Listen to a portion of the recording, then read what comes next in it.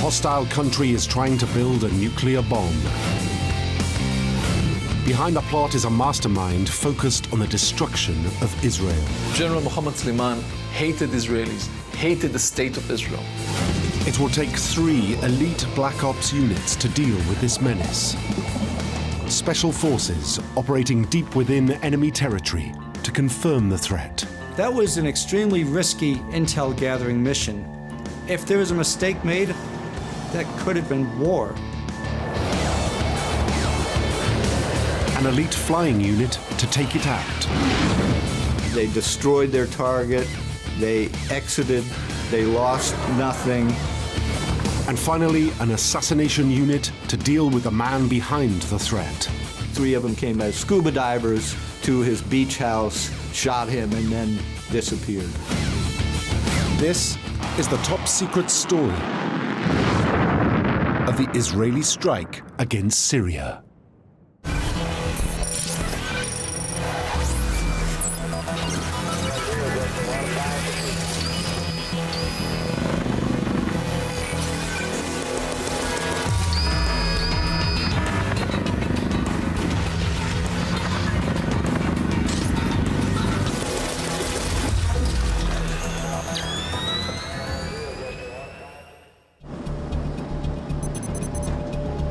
North Korea, 2004.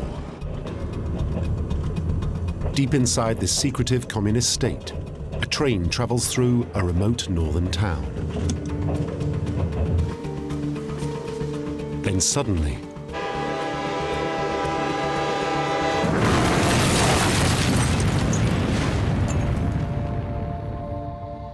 in April of 2004, there was a massive train explosion in northern North Korea. The explosion is so enormous, it registers magnitude 3.6, equivalent to a small earthquake. It killed several hundred people, destroyed a town of 10,000 people, left 2,000 people wounded. According to the North Korean government, the train was carrying liquefied petroleum. But before anyone can discover anything more, the regime forbids further reporting on the incident. A week later, they banned all use of cell phones in North Korea for 5 years. Just what is going on in the rogue nuclear state? 5,000 miles away, one nation is following the incident with great interest.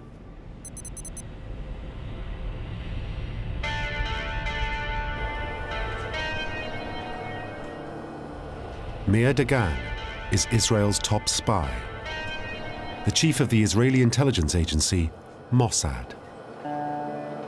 Meir Dagan was a legendary figure in the Israeli security establishment.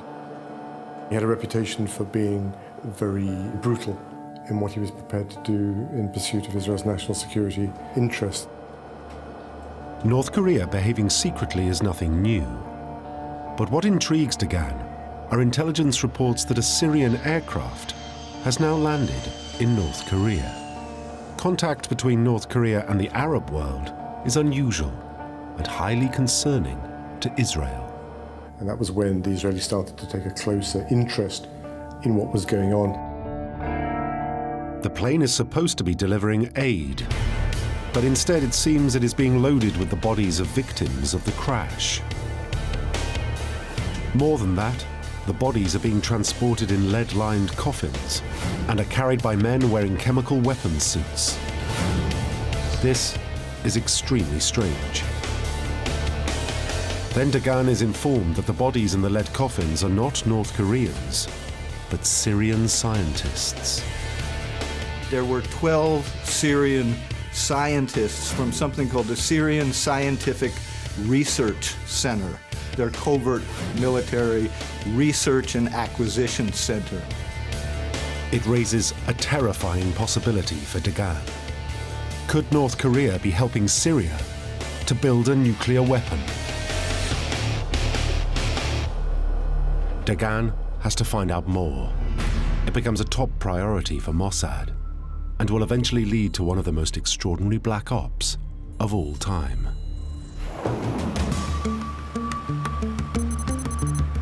Two years later, a woman walks into a London hotel bar. Her arrival is noticed by a man who has been drinking alone. But this is no innocent meeting. The man is a high-ranking Syrian nuclear official traveling to London alone. He comes to London, residing in a posh hotel. He has a meeting tomorrow morning in London, but he has the night or the evening to spend. He goes to the bar of the hotel and extremely happy that in the bar he meets a woman with a wonderful character.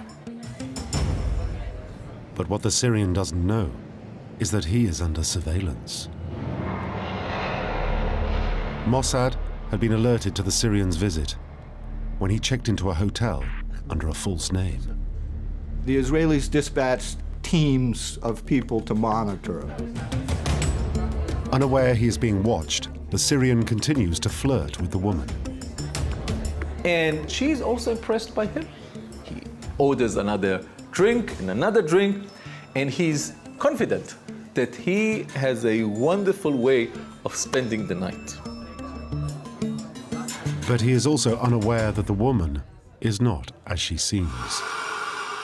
He doesn't know that this woman is a part of the Mossad crew, and she was there to keep him busy while her team is breaking into his hotel room.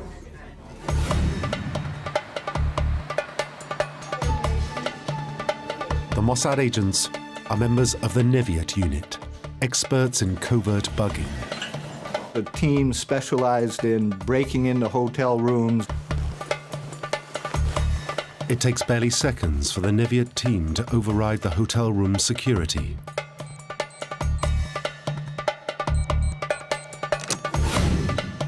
Once inside, they realize they have hit the jackpot. The Syrian official has left his laptop completely unguarded. Immediately, they go to work. The Mossad was able to break in, get its hands on the laptop computer, and copy its contents off the hard drive. The agents transfer the entire contents of the computer hard drive to Mossad HQ in Tel Aviv instantaneously. They took all the information from the computer, and then they put devices on the computer to monitor any future activity from that computer. As they leave the room, the female Mossad agent abandons the hapless Syrian.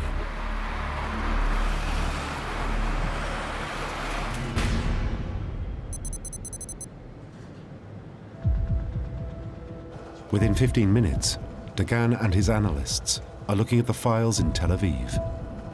And they open it.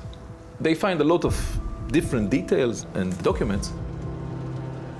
What they found on his computer was really rather extraordinary. On one folder, they found JPEGs that looked very odd. Appearing on the screens in front of Dagan are hundreds of photos documenting the construction of a large industrial facility. It was clear that this is an unknown facility, a huge one. The building they saw was quite large, 130 feet by 130 feet by 70 feet tall. Initially, the building resembles a treehouse on stilts, with pipes leading to a pumping station. Later photos show modifications, and eventually the entire complex is hidden beneath a huge roof. Initially, Dagan is unsure of what the facility might be. But then it begins to dawn on him what the images are showing. He sees large industrial equipment inside the facility. It is an exact replica of something Dagan has seen before in intelligence images from North Korea. They showed that it was almost an exact replica of the Yongbyon nuclear weapons facility in North Korea. It was exactly the same reactor. The two were perfectly matched. Dagan is in no doubt as to what they have uncovered. The evidence was overwhelming. North Korea was building a nuclear reactor in Syria. Further evidence from the laptop confirms it. There were blueprints of the nuclear power plant. There were pictures of the nuclear power plant. The Israelis even had photographs of Syrians and North Korean nuclear experts together. It is Israel's nightmare scenario, a hostile nuclear power on its own doorstep. It was a nuclear reactor that can be used only for military purpose. Whoever is building this has only one purpose: to build, to assemble a nuclear bomb.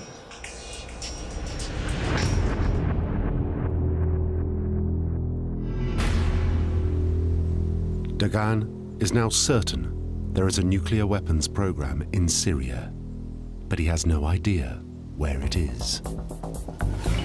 Intent on finding out, he orders Israeli satellites to monitor potential sites. Eventually, they close in on a remote area of Syria called Al-Kabar, where some highly unusual communications have been monitored. They intercepted a very unusual spike of telephone communications from this location at Al-Kabar, which is in the middle of nowhere in the desert, to Pyongyang, North Korea. It was very far from the capital, Damascus. It was in a remote part of northeastern Syria, but not far from the Euphrates River and the border with Iraq. Israeli satellites now pinpoint a large building at Al-Kabar. When they compare them with the stolen images from the Syrian laptop, it is a perfect match. Al-Kabar has to be the site of Syria's nuclear weapons program. Armed with the intel on the Syrian facility, Dagan goes to see the Israeli Prime Minister, Ehud Olmert. Mayor Dagan came to see Prime Minister Olmert and told him this dramatic news that Syria is in an advanced stage of developing nuclear weapons. The Israeli Prime Minister immediately recognizes the seriousness of the threat.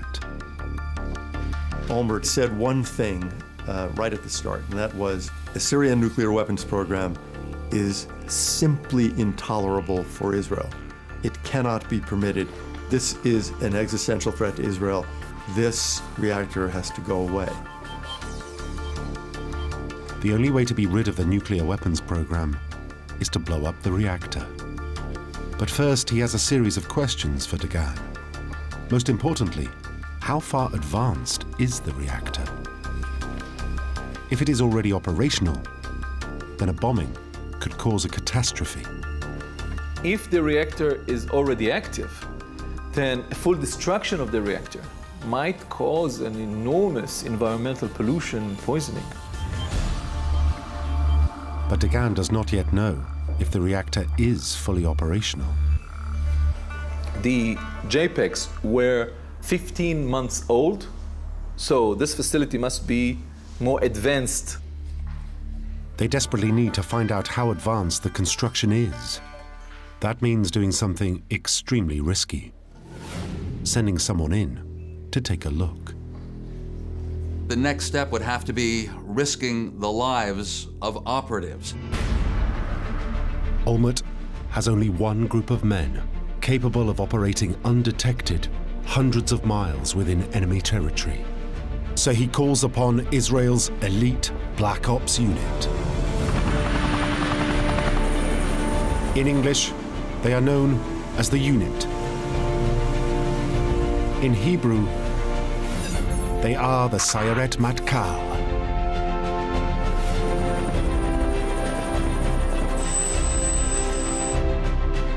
Sayeret Matkal is the highest elite commando unit of the Israeli army.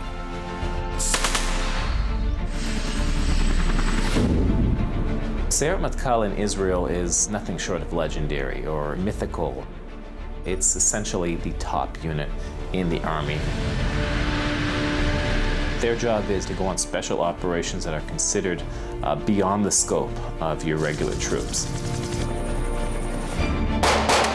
It's a unit modeled after the British SAS. SEAL teams are similar to it, Delta Force is similar to it. They're some of the most highly trained units in the world.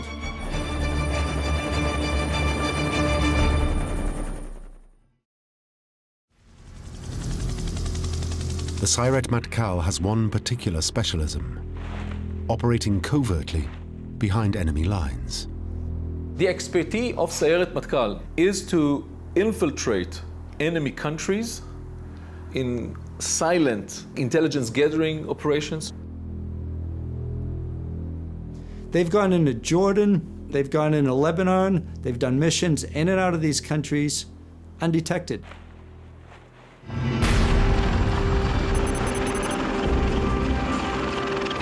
Whilst never officially admitted, it seems that on an overcast night in midsummer, the selected commandos prepare to set out on their mission. They head deep behind enemy lines to confirm the existence of the Syrian nuclear weapons program. The Israelis have been very secretive about how they got there, but certainly they are very adept at using low-flying, almost silent helicopters. It is understood they boarded two Sikorsky CH-53 Sea Stallion helicopters to travel at low altitude and cross the border into Syria. On such missions, the pilots have to negotiate the terrain using night vision goggles. As an extra precaution, some of the commandos are disguised as Syrian soldiers.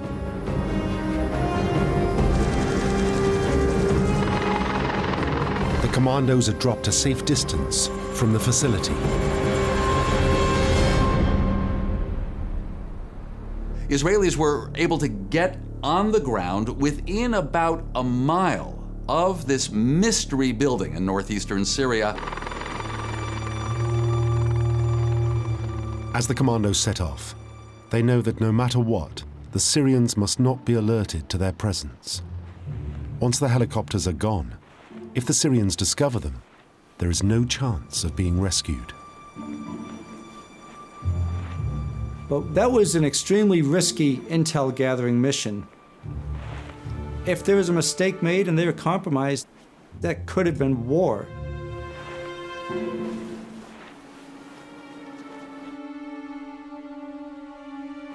The Sayeret Matkal commandos come within meters of the Al-Kabar facility and immediately start intelligence gathering. The unit did their intel collection on the ground, right at the site. That was extremely dangerous. Israeli commandos dressed as Syrian soldiers went and took pictures of the facility. Of course, they took photographs, but also took soil samples. Collecting soil and water samples from around the facility is the most important element of the mission. It is the only way Israel can find out for sure if the reactor is operational. If the reactor is active, then a very small portion, not lethal, but very, very small portion of radioactive substance would be found in the water. Once the intel collection is complete, the commandos hide their tracks and prepare to depart. But then,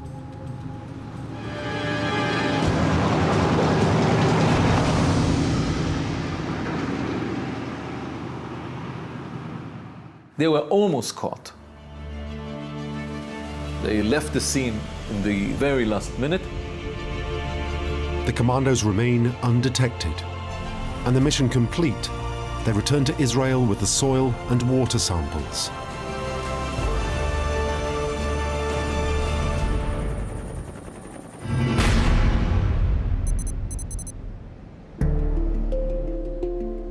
In a government laboratory in Tel Aviv, the samples are tested for nuclear contamination. The results of the exhaustive tests are delivered to Olmert and Dagan. The soil and water samples collected by the Sayeret Matkal commandos do contain traces of nuclear contamination, but crucially, not at levels that indicate the reactor is fully operational. The samples prove that the reactor is still inactive. This is critical news. It means Olmert can now give the order to take it out.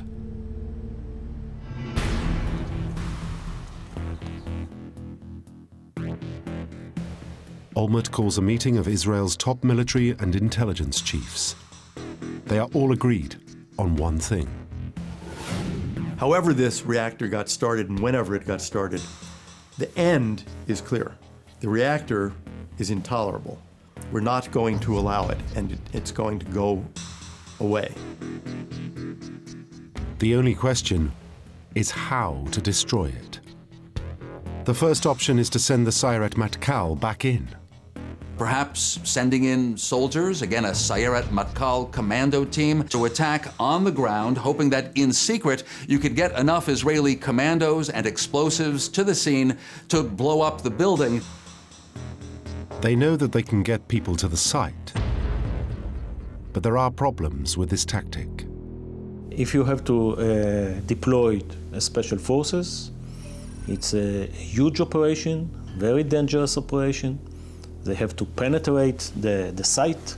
They have to bring a lot of explosive. Above all, they can't be sure that a commando operation will pack enough firepower. Frankly, the Israeli military had doubts about that. You have a very large reactor built of reinforced concrete and steel. You can't send 5 guys in there, with backpacks full of explosives. There's not enough explosives. Olmert's only option is to strike from the air. It looked like using the Israeli Air Force would be smarter. Air power has an advantage. It can come like a light, very speedy. It can do the job with a lot of ordnance and disengage before the enemy understands what happened. So if you have to choose between the two alternatives, usually the airstrike is much more efficient and less risky. The Prime Minister gives the order to prepare for an aerial assault on the Syrian reactor. It will be known as Operation Orchard. And for it to succeed, Olmert alerts another of Israel's Special Forces units.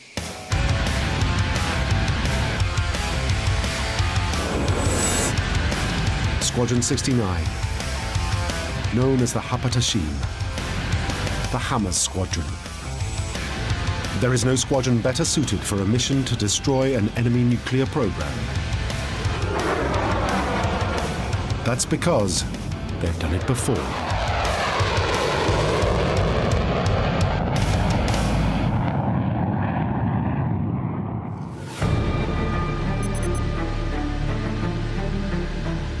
"25 years earlier, 8 Hapatashim pilots flew into Iraq to bomb a nuclear facility being built by Saddam Hussein. I was a fighter pilot, a major, a deputy squadron commander, who prepared himself to destroy the nuclear reactor. Evading Iraqi air defenses, they take out the facility in a clinical strike. The whole operation from takeoff to the attack was 1 hour, 43 minutes and 30 seconds. But a quarter century later, an attack on Syria is a much harder prospect. The Israeli Air Force says they can make something look easy, but it's never easy. Even to fly to a target in Syria, you don't just fly right across the border.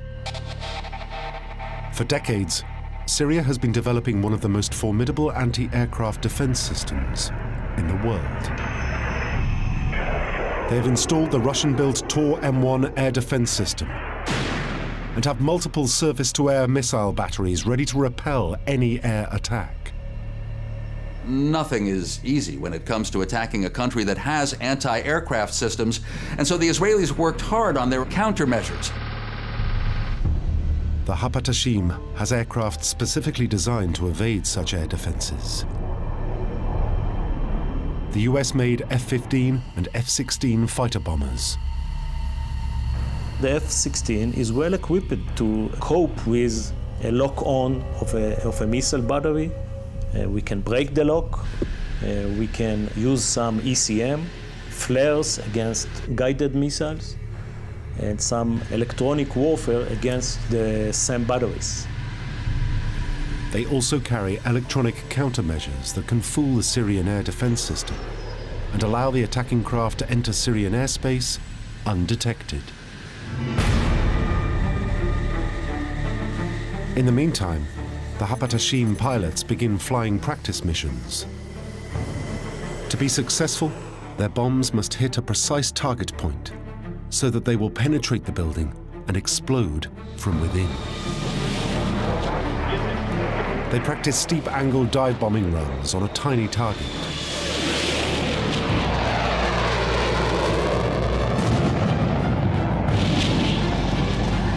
It is more than just practice. Watching them is General Eliza Shkedi, head of the Israeli Air Force. He is looking to identify the very best pilots in the squadron, as Israel will only be able to send a limited number of aircraft into Syria.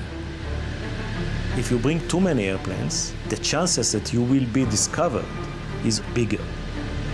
We've done a lot of simulations and calculation. What is the optimum number that is making sure that the reactor will be destroyed?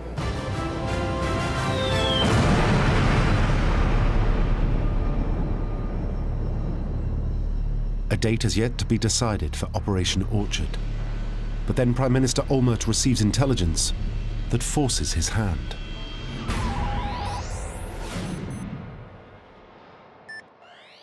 Mossad has detected activity on the Syrian coast. North Korean ships were arriving at the port of Tartus in Syria. These ships are carrying the final materials the Syrians need for the Al-Kabar reactor to become fully operational. Olmert has to act now.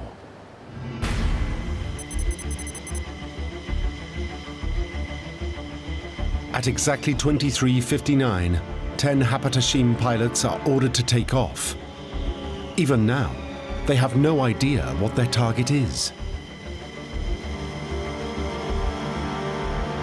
There were two sets of planes that took off around midnight in early September. The F-16s and F-15s take off 20 seconds apart, armed with 500-pound AGM-65 bombs. They head out to sea at nearly 600 miles an hour and follow a route designed to avoid detection by Syrian air defenses. What the Israeli Air Force did was map a route that would take planes to the west over the Mediterranean, then north, then east over Turkish airspace.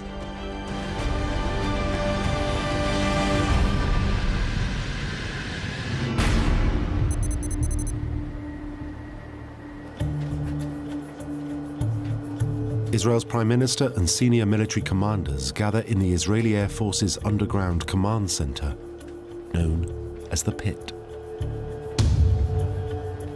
Here they monitor the route of the fighter bombers. Once it is established that there are no technical faults with any of the planes, 3 of the F-15s are ordered to return home. The remaining 7 continue on the planned route at low altitude. They flew up the Mediterranean and then on the east, on the Syrian-Turkish border. It is only now that the pilots are told that this is a live mission, and they are flying into heavily defended Syrian airspace. These elite pilots are trained to suppress nerves. As a fighter pilot, develop some mechanism and techniques how to depress the fear. I'm not telling you that there is no fear. If somebody will tell you he is not afraid, he is lying to you. It is always there. It is always with you. The fact that you can be killed.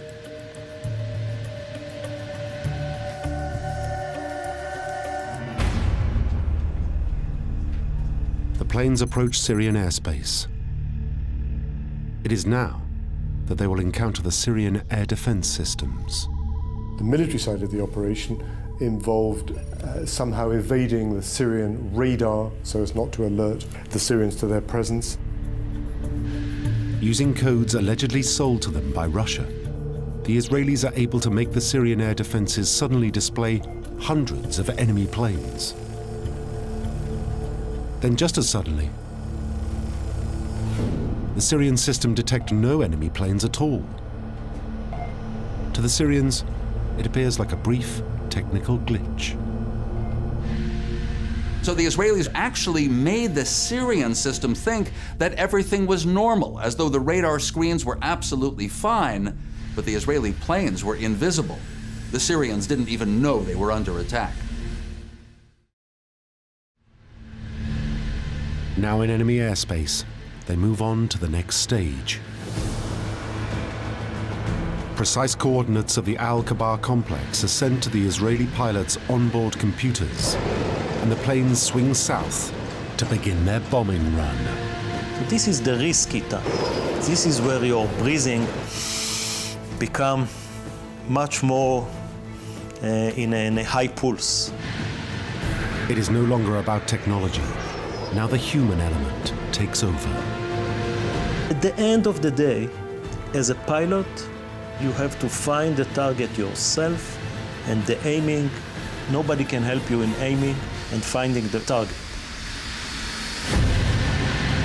But as the pilots focus on the target, they are at their most vulnerable.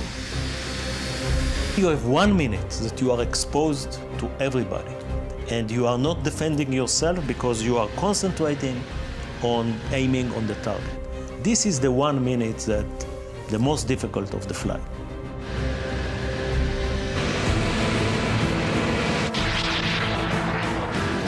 As they begin their bombing run, the pilots suddenly detect anti-aircraft rockets.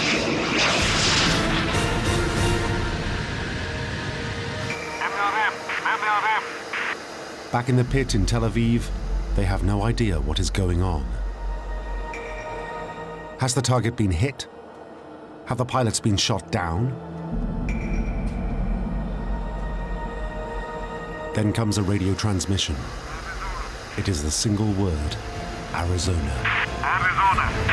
The code word that confirms the bombs have found their target.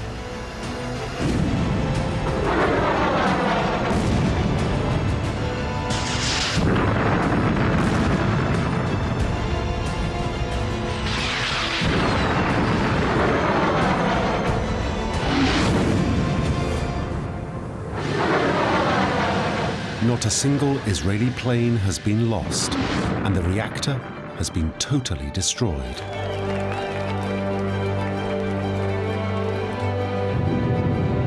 There was nothing left, really, but a smoking ruin at the reactor. The most dangerous part of the mission is over.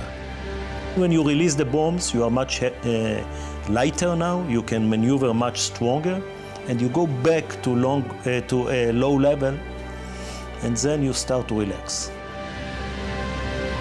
The pilots exit Syrian airspace at high speed.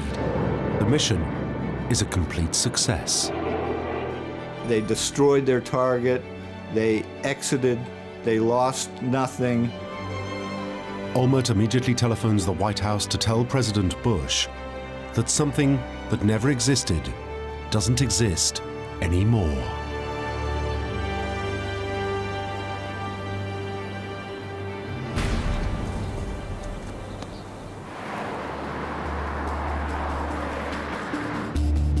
Now there is a tense wait for the Syrian response. Olmert is confident that the Syrians dare not react, but he cannot be certain. Immediately after the raid, he had sent a message to Syrian President Bashar al-Assad, saying that Israel would not publicly take credit for the raid. They calculated that if they didn't make too much noise about it, didn't claim responsibility for it, didn't boast about it, then it might be in Assad's best interest simply to ignore it. Olmert's gamble is that Assad has no desire to draw attention to Syria's illegal nuclear weapons program or to be publicly humiliated. The purpose was not to push President Assad of Syria with his back to the wall in this ego-derived scene of the Middle East.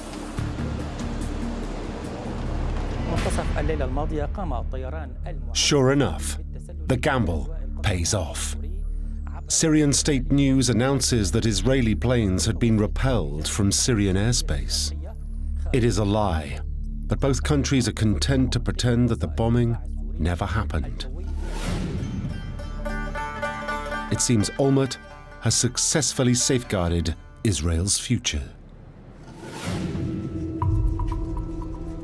But one thing still bothers Olmert and Dagan. How had Syria managed to develop a nuclear weapons program in complete secrecy? For 7 years, Israel didn't know about the #1 project that the Syrians were engaged with. Now, a nuclear reactor is not something that it's easy to hide. It's a huge facility. So Mossad begins investigating how Syria has managed to keep the Al-Kabar facility a secret. What they uncover is that Syrians had developed a networking system that avoided all electronic communications. They took a flight back in time. They said, let's, in the most sensitive issues, let's not use any sort of electronic transmission. Every time we want to send a message, we will print a hard copy, put it in an envelope, seal it with wax, write top secret, and build a network of couriers that would take these envelopes from place to place. And at the heart of this communication system is a man renowned for his hatred of Israel and one of the most powerful men in Syria, General Mohammed Suleiman. Mohammed Suleiman was the most powerful, closest advisor to the current leader of Syria, Assad. His office was just across the hall from the office of the president in the presidential palace in Damascus. Because of his closeness to the president, Suleiman is known as Assad's shadow. This is the mastermind behind Syria's top-secret nuclear program. Suleiman, he had credit for the compartmentalization within the Syrian government that allowed him to undertake this project for years. And no one knows about it. But Mossad have uncovered some even more worrying intelligence. The intelligence was that Suleiman had not gotten the message. After the destruction of the nuclear power plant, the Israelis received intelligence that the Syrians were resuming their efforts to build another nuclear power plant. The Syrians may have to start from scratch, but with Suleiman in charge, it seems that the Syrian nuclear weapons program could soon be up and running again. You know, technically, when you destroy a nuclear program, within 5 years, the countries that have done it can do it again. If you have enough money, enough determination and know-how, and you start from zero your nuclear program, in 5 years you can have the bomb. The Israelis conclude that so long as Suleiman is in charge, they remain under threat. He and his talented bureaucratic and organizational capabilities are still around. So, what do you do? For Israel, there seems no other option. They have to kill him.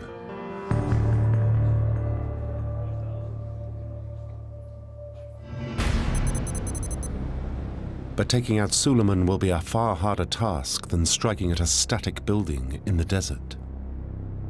The Syrian general is an incredibly cautious man. His movements are a closely guarded secret, known to only a few.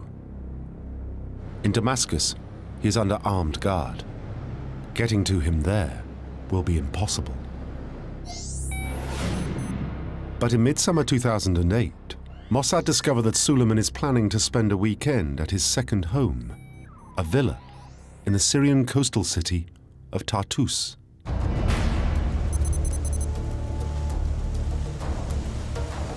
Security in Tartus is far more relaxed. If they're going to kill the general, this is the time and place to do it. But it will require another of Israel's Black Ops units to carry it out.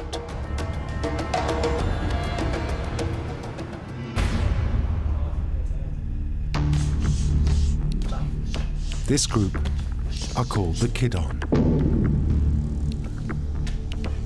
Kidon means bayonet. They were known within the Mossad for assassinations, but also knew how to slip in and out of countries.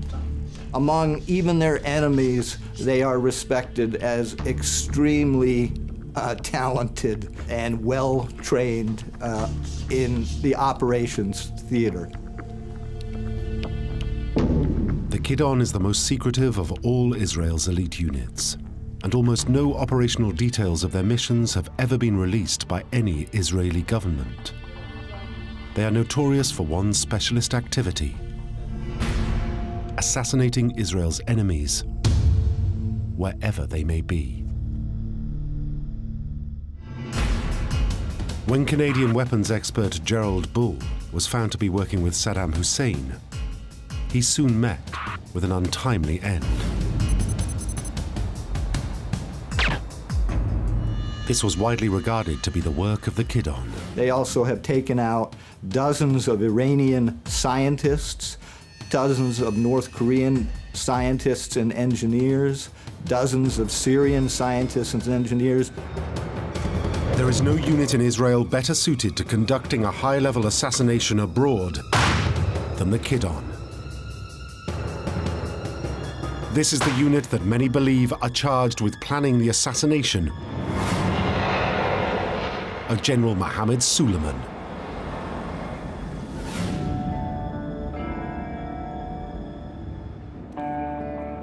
It seems, as the Kidon study Suleiman's villa, they realize that although well guarded from the street, from the sea, the rear of the villa is totally exposed. The Israelis then discover that when staying at his villa, Suleiman hosts his guests on the balcony overlooking the sea. Initially, they consider bringing a boat close enough to shore for a sniper to target Suleiman from the boat. But it seems this plan is rejected. They will only have one chance, and a long-range shot from a moving boat is just too risky. The further out the shot, the harder it is to get a headshot. When you're taking a shot from a boat of a guy on land, it's a little bit of a harder mission. The only other option is to send someone onto shore.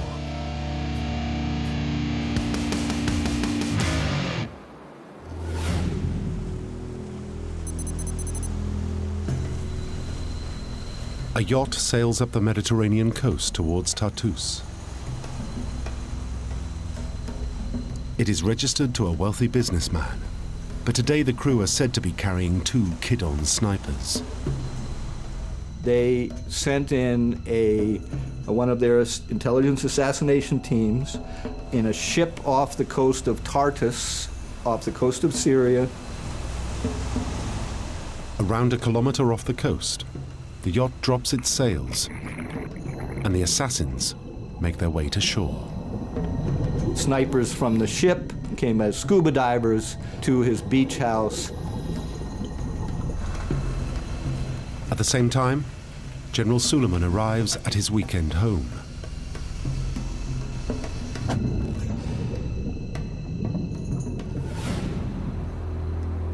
As the sun sets, it seems the snipers emerge from the water. They watch the guests as they mingle on the terrace. They know that their dark figures are invisible to anyone from above, but they still cannot see Suleiman.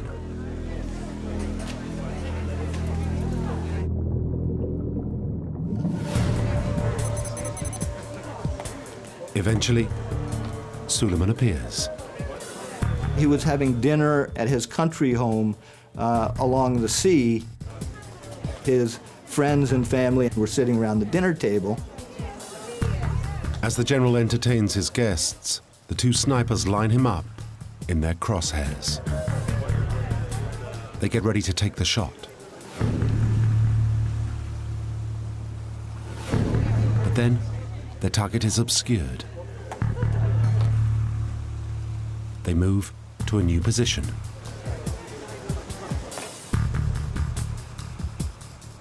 The two snipers relocate and aim their rifles.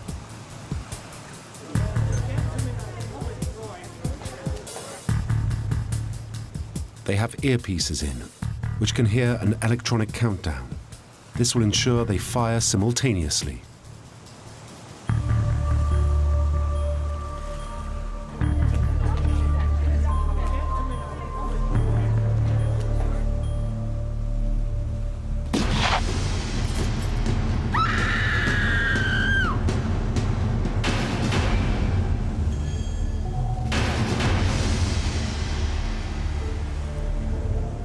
It was a difficult shot, but they did shoot until he was down, and the mission was over, and they got away with it. Both bullets had found their target. One in the head, one in the neck.